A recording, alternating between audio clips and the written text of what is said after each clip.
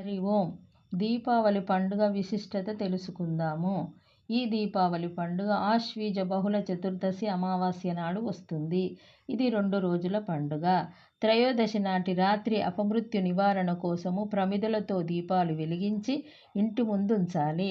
నరక చతుర్దశి రోజున సూర్యోదయానికి ముందు తలస్నానము చేయాలి.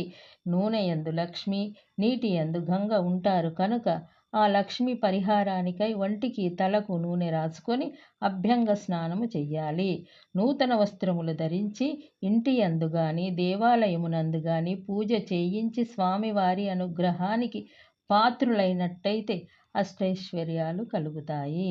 పంచత్వక్కులు, మర్రి, మామిడి, జువ్వి, అత్తి, నేరేడు మొదలగు చెట్ల ఆకులు నీటిలో వేసి నానబెట్టి ఆ నీటిలో అభ్యంగ స్నానము చెయ్యాలి. లక్ష్మీ పూజ చేయాలి. శ్రీ సూక్తము గాని, లక్ష్మీ సహస్రనామ స్తోత్రము కానీ, అష్టోత్తరం గాని చేసుకోవడం వల్ల లక్ష్మీ కటాక్షము లభిస్తుంది. అందరము ఈ విధంగా చేసుకోవాలి. ఆనందంగా ఉండాలి.